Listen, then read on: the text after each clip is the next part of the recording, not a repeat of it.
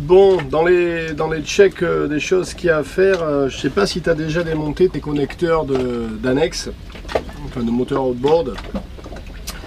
C'est comme ceci, tu as une espèce de petit ressort avec une pointe. La pointe va dans le fil.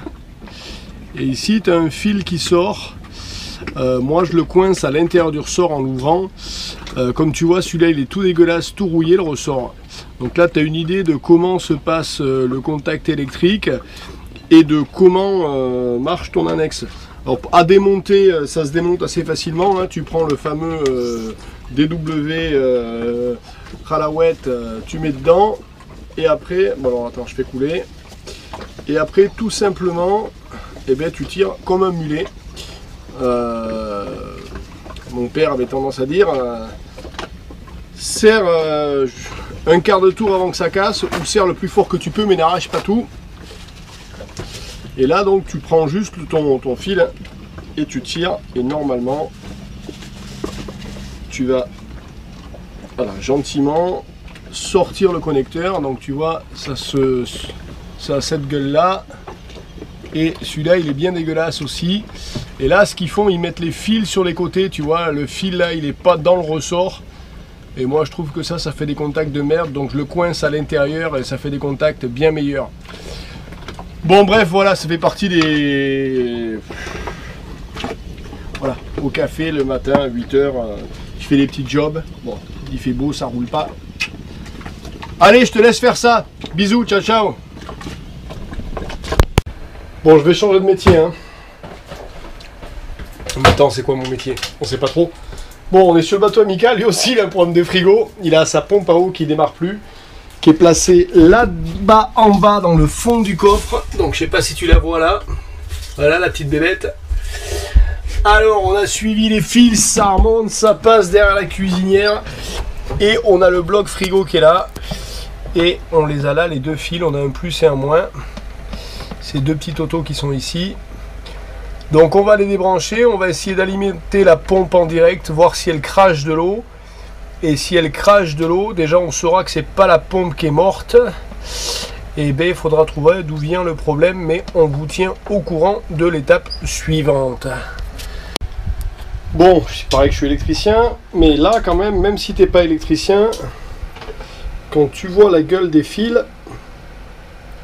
tu te dis que bon, ça comme qui n'irait chauffer. C'est chaud, chef.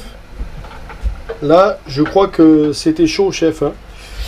Donc là, on a comme qu'il y aurait des fils chauds. Ça m'étonnerait pas que la pompe se soit envoyée en l'air. Comme quoi, des fois, juste avec de l'observation, on a des débuts d'idées. On va voir. On va tester ça. On va essayer de l'alimenter en direct. Et peut-être que même en direct ça peut marcher quand tu vois la continuité que doit avoir le fil. Ça doit pas être génial. On va voir ça. Allez. Step 3. Ouais, j'aime bien me la péter en anglais. La crêpe est belle, une vraie. Ah, on a trouvé une pour la crêpe les gars. Yes. Ça c'est bon. Ça c'est bon. Ou une raquette de ping-pong. On sait pas. Contre les intrusions. Bon, alors, après les tests, j'ai trouvé une porte aussi. On a démonté la gazinière. Parce qu'il s'avère que la pompe elle tourne, mais qu'il n'y a rien qui sort. Alors, il se pourrait-il qu'on ait l'échangeur là-dedans qui est bouchette. Et ça serait pas impossible. Donc, on va essayer de regarder là-dedans. Qu'est-ce que c'est, quoi qui se passe, comment. Et pourquoi que l'eau elle sort pas, quoi. Allez, c'est parti. On va faire un tour de circuit. Bon, je vais pas faire croire aussi que c'est que moi qui travaille. Michael il fait des trucs quoi. Yes. Regardez s'il est beau quand il travaille. Ouais, Il se fait pas chier du tout. non. T'as besoin de rien Mika? Ça va très bien. Ben, si t'as besoin de rien c'est nickel. Alors si vous voulez stimuler un travailleur, vous connaissez l'astuce. Hein. Vous faites comme ça, en général ça l'aide. Ouais. Ça va être pas pire. Ça va être pas pire. Ah, c'est défait. On a le dur. Bon, allez, on va remettre la pompe en marche, on va voir si ça pisse là-dedans. Allez, toi tu vas faire l'électricité, bon je regarde si ça pisse. Oh putain. Attends, dernière fois. Je viens de foutre ma main sur la trapara.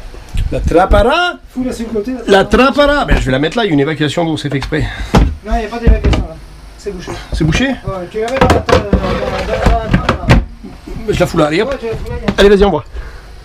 Est-ce que ça pisse? Est-ce que ça, c'est ça qu'on veut savoir. Est-ce que ça fait pipi ou pas? Non. Si, là j'ai de l'eau qui arrive. Ah, t'as deux garés? Ok, donc ça c'est bon, coupe. Ok. Donc on a de l'eau qui arrive. Et ça s'arrête pas de pisser d'ailleurs. Hein. Pourquoi? Non, mais c'est bon. Hop, on remonte. Allez. Alors pour le frigo Amica, le problème c'était que c'était vraiment la, en fait c'était la pompe, hein, mais il faudra changer ces deux fils. Il s'avère que elle tournait, mais elle n'envoyait pas de débit. On n'a pas vraiment su ce qu'était le souci, mais il a fallu changer la pompe. Donc ça c'était le plan. Tant qu'on est dans les frigos, donc cette vidéo technique, hein, je vous partage des trucs. Moi j'ai un frigo où ils ont mis le bloc avec le compresseur et tout sous des canapés. Et forcément t'as l'évaporateur de chaleur là, le radiateur. Derrière ils ont mis un petit ventilateur 12 volts. Et en général ça souffle pas des masses. Alors ce que j'ai fait moi, et je vous conseille de le faire, ça coûte vraiment pas cher, ça c'est des plus de chez Monsieur Balzen.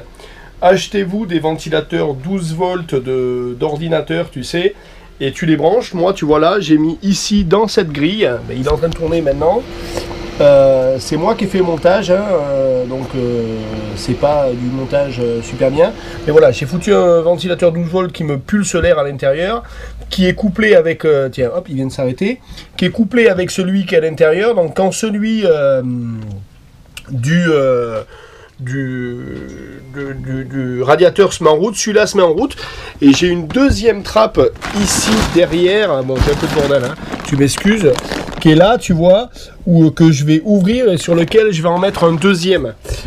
Ces ventilateurs-là, ils boivent 0,1 ou 0,2 ampères, ce qui fait que dans mes deux, tu augmentes la dépense d'énergie de ton frigo de tu vois 0,4 ampères, ce qui est ridicule, mais par contre tu lui mets un flux d'air qui est assez constant, et ici sous les Antilles l'air pulsé ça lui fait du bien, et j'ai remarqué que le mien tourne en moyenne 2 à 3 minutes de moins, donc tu as 3 minutes à 6 ampères contre 0,4 le temps où il fonctionne. Bon mais tu vois, pour que tu pique 6 ampères durant 4 minutes avec les deux petits ventilateurs que je viens d'envoyer, ce serait énorme. Donc tu gagnes vraiment de l'énergie, et du coup tu fais moins travailler ton groupe à chaque démarrage, ça va beaucoup plus vite. Donc ça c'était important. Allez, la suivante. Bon, petit nettoyage des winches avant de repartir, hein, sur une nouvelle saison. Et là on était en pleine saison cyclonique, donc des pluies, et tu vas voir que dedans c'est quand même bien humide. Regarde, tu vois l'eau là, ça c'est de la flotte, il y en a ici, là on la voit, celui-là pareil, hein. Si tu regardes bien ici en bas, tu vois qu'il y a de l'eau. Donc comme quoi c'est quand même assez important, même si on n'a pas l'impression, de les démonter une fois ou deux fois par an, ou à la fin de la saison, et de bien les nettoyer, mettre la graisse spéciale, changer les cliquets s'il y a besoin. Ces petites choses qu'on fait pas toujours sur les bateaux, on se dit bon, les winches.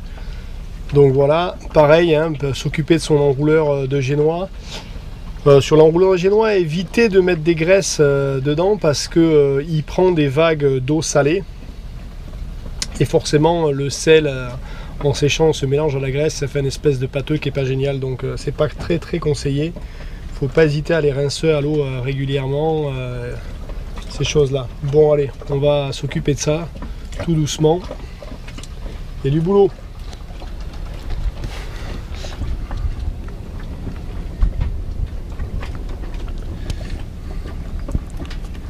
Alors, souvent sur certains bateaux, on a des hublots qui ne s'ouvrent pas vers l'arrière, donc dans le sens du vent, puisque le vent vient de l'avant de ton bateau, qui permettrait d'avoir une bonne ventilation dans le bateau, mais qui s'ouvre vers l'avant. Ce qui fait chier, puisque il fait, ici aux Antilles, il fait très vite très chaud dans les bateaux avec le rayonnement.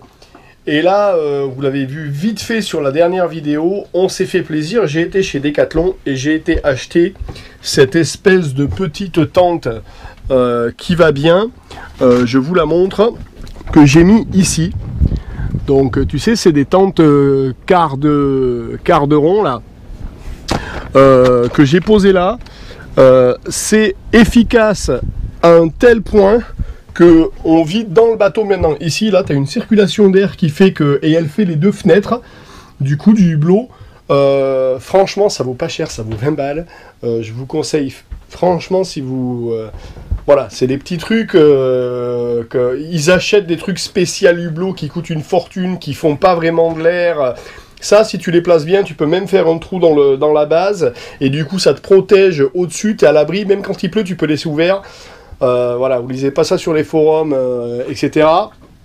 Ce que j'ai monté aussi, alors là, souvent, on va me prendre pour un touriste, je vous file toutes ces astuces-là. Hein. J'ai monté des frites sur mes haubans, regarde.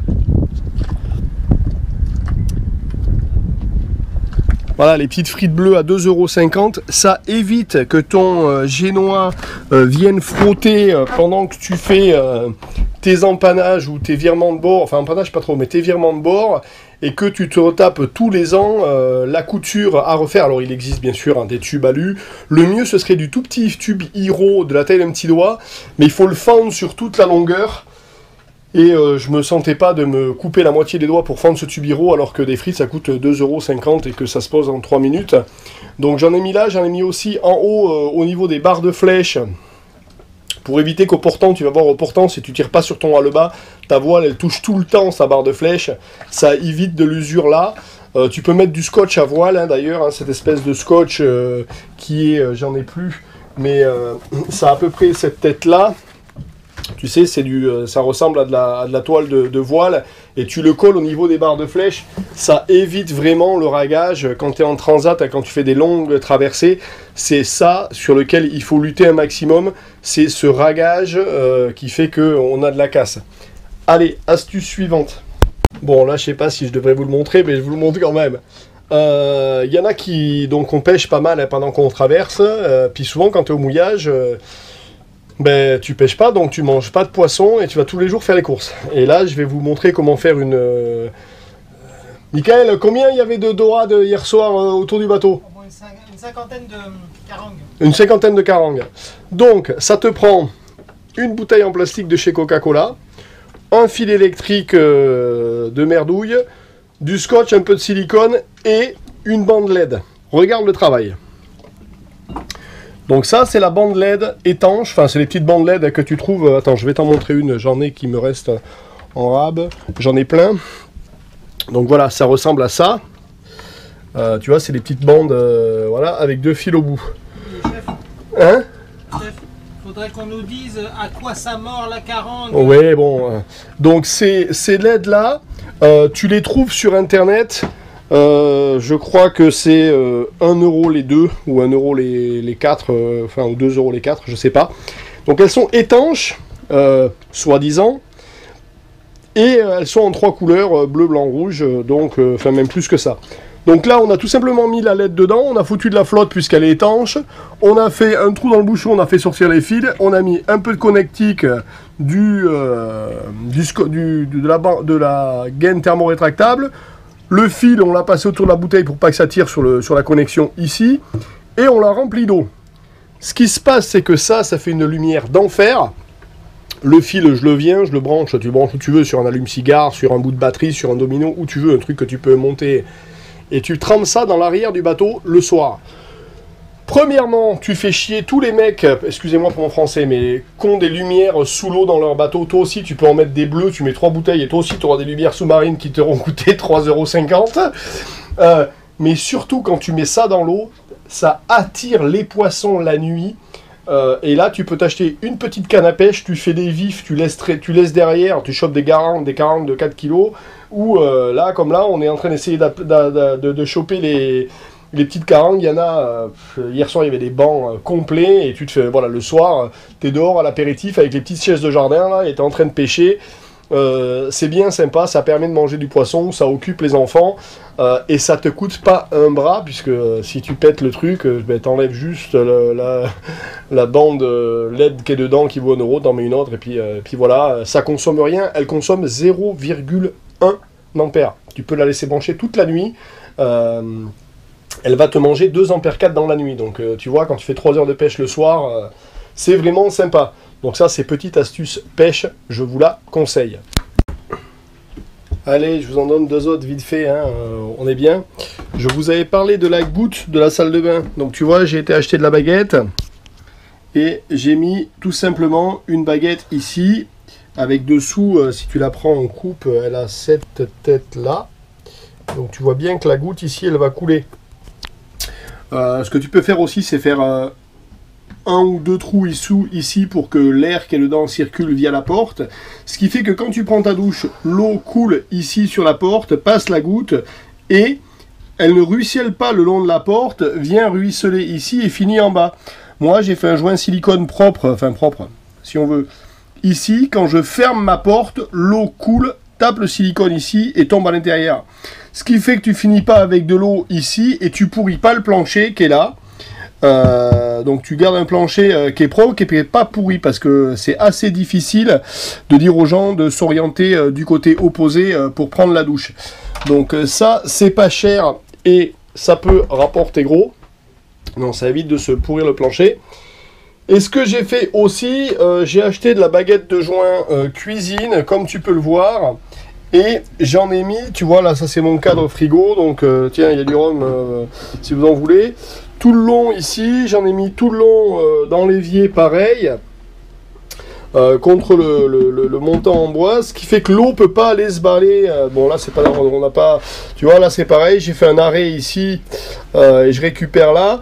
Donc quand tu nettoies ici, t'as pas de saloperie qui part sur la partie qui est derrière ici, ça vient pas couler, ça vient pas de pourrir la planche qui est là. Là j'ai un séparateur, pareil, je lui ai mis un beau joint qui va bien. Et la baguette d'angle, ça vaut rien, tu la colles, tu fais ça propre, gentiment, un jour où ça roule pas, et ça te permet d'avoir une cuisine toujours nickel.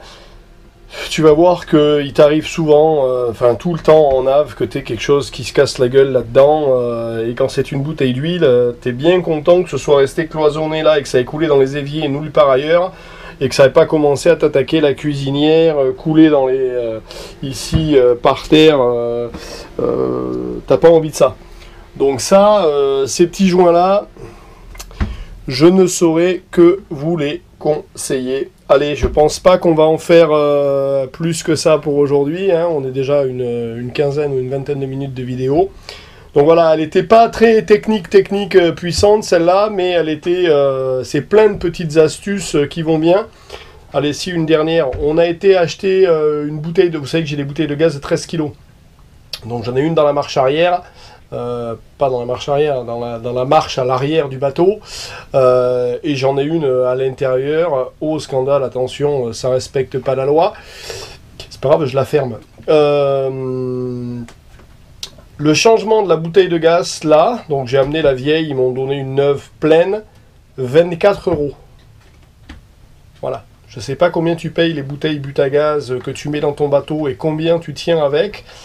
Moi, avec des équipiers et tout ce qui va bien, je fais 2 bouteilles, donc j'en ai 2, hein, je fais 2 bouteilles de gaz à l'année. Donc j'en change une tous les 6 mois. Donc là, tu vois, je sais que si demain, celle qui est là, elle se vide, c'est réglé, j'ai 6 mois de gaz dans l'autre, donc t'es pas en stress. Et en 6 mois, je vais trouver un endroit pour la remplir. Elles se remplissent à Saint-Martin, elles se remplissent ici, elles se remplissent partout. Donc je vous dis pas d'en avoir 2, mais peut-être ayez un système double, ayez une grosse de 13 kg et une petite en rab. Vous allez vous simplifier la vie du gaz, je vous le conseille.